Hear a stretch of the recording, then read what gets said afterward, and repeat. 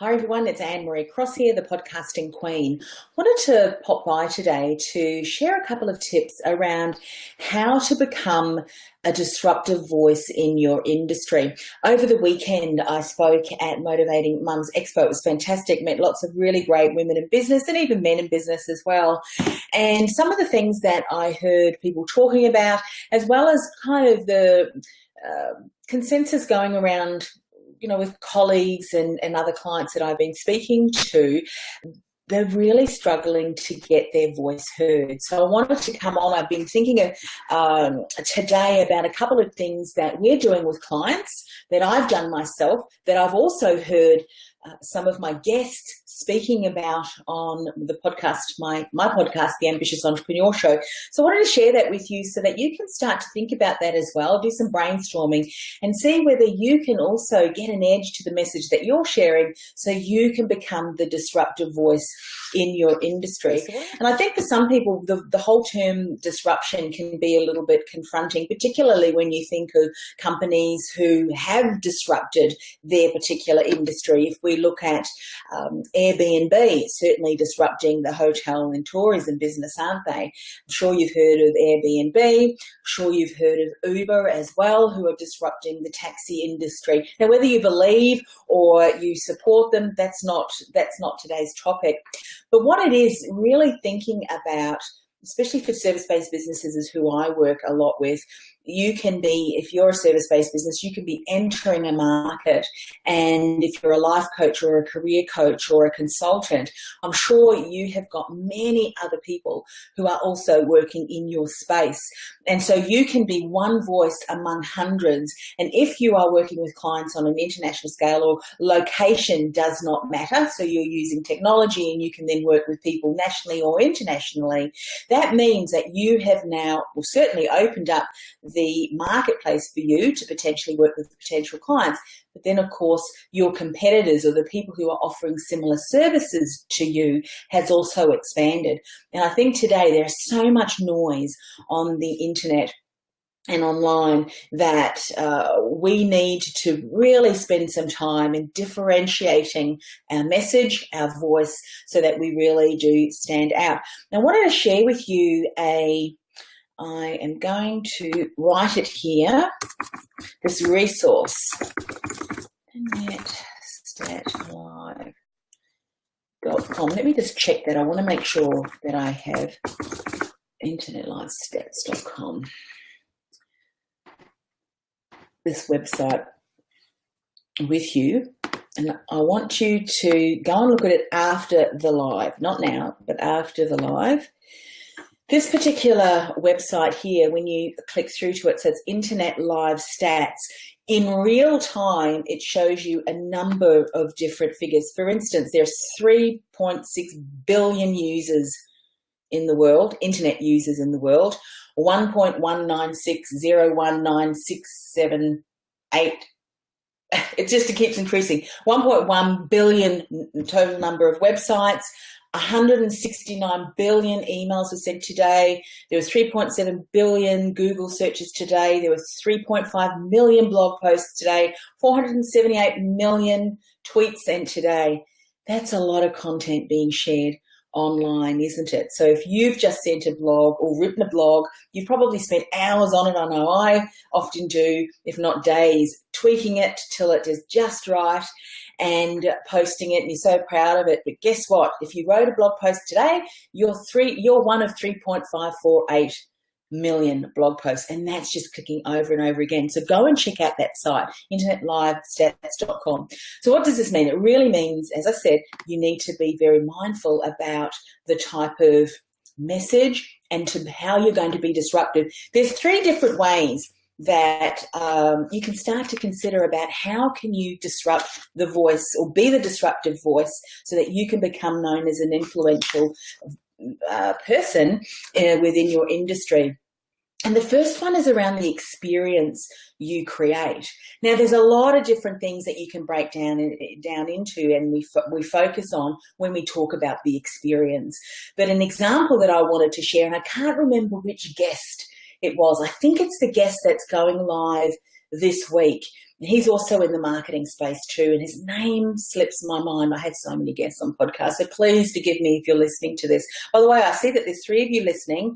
Pop down where you're from, what country you're calling in, or your town you're calling in from, so that I can do a shout out and say hello. So the first one we're talking about being disruptive is the experience. Can you create an experience with your ideal client, or even how you're sharing your message online, offline, in a different way that is quite unique and quite special in the marketplace? And the example that this guest was sharing was a company in the US provided dog food. So this was a product-based company. So they provided dog food, sold dog food. What they did, you know those big signs that you see on the side of the road? They're not called banners, but they're very big placards that's, you know, with big posts on the side of the road. Calling from Australia, Bin Bin. Hi, welcome. What industry are you from? Let us know. Type that in there as well, so that we can see what kind of industries everyone is coming from. So this particular dog food company, what they did was on the side of the road, on the big banner or those placards, hi Michelle, they had a dispenser which would dispense a sample of their dog food. Now, I don't know if the owner's dog had to do something like sniff it, or what they had to do, push some buttons, but it was very simple. So if you went up to that placard, that board, did something, out would pop a sample of the dog food. Now, I don't know about you, but that is so unique. Bin Bin, you're in the health industry. All right, let's see if we can come up with some ways on how you can disrupt. Share with me, what speciality are you in health? Let's see if we can do some brainstorming around what might be a unique angle. Or maybe you have created quite a unique experience within your industry that therefore your voice is kind of disrupting what other people are saying in the industry as well. Share that for sure. I think this is a really great space to be able to learn and help other people brainstorm as well. So what experience can you create that's quite different? I mean, you don't necessarily have to go out and create a big billboard that's quite interactive.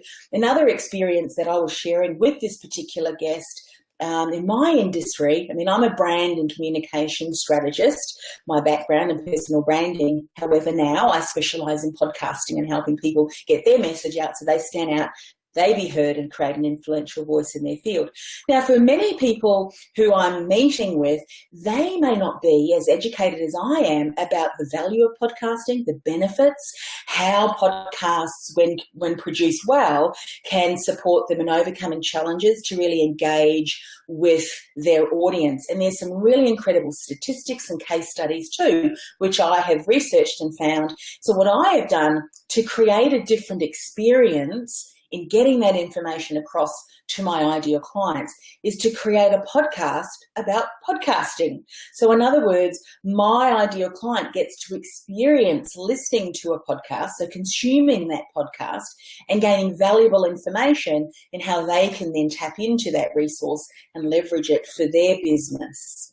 So for you, it's looking at, okay, what is happening in the industry? What methods of communication, or is there something that I can implement in how I deliver my particular product or service to be able to create a really unique experience, and how that's delivered, how it's consumed, how it's interacted with my ideal client. So do some brainstorming around that. So that's the first way to consider to be disruptive. Have a disruptive voice in your industry that sets you apart from what everybody else is doing. So experience. The second one is a unique angle. So what do I mean by that?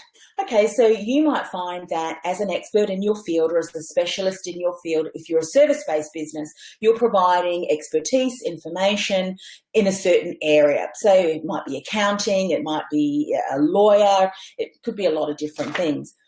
So if you think about the typical way or information that is being shared in your industry, can you provide a unique angle to that information that enables you to solve a problem quicker, to cut through a particular issue or challenge anyway in that industry, that can then set you apart so that you can talk about your particular angle in a very unique way that then can really catapult you and your services to a much higher level than what everybody else is doing. And I'll give you an example. I'm currently working with with a PR and media expert over in the US. She's had a 20 plus year, not only in helping people get on TV and on radio through writing incredible press releases that get noticed by journalists, but she also has herself an expansive career in the TV industry. So she was a TV broadcaster as well as a number of other areas of expertise in that area. So she has a really good insight in not only from writing press release and sending on behalf of clients, but also from the other side of the desk, if you will, from TV producers, journalists, who I'm sure have read, she over her time have read tens of thousands of different, pitches and releases. And I also said to her, so consider that. Also consider the challenges and the changes that have been happening in the marketplace, that if you think of the traditional way of writing press releases and how you approach journalists and so forth, with all the noise and the clutter, are you doing something differently that enables your clients to really shine through all of the noise going on in the PR industry?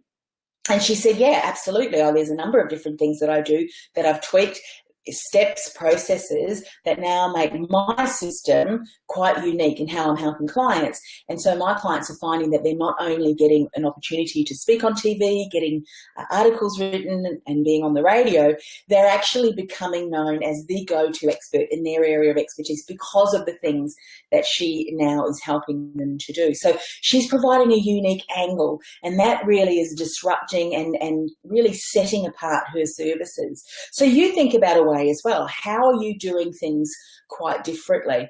For me, as if I'm talking about podcasting, even though podcasting has been around for quite some time, what's really new in the industry is that I'm now talking to executive CEOs, really, C-suite executives from corporations who are finding it really hard to disrupt their market, to really deepen the engagement, not only with new clients, but also with existing clients, but also with new clients.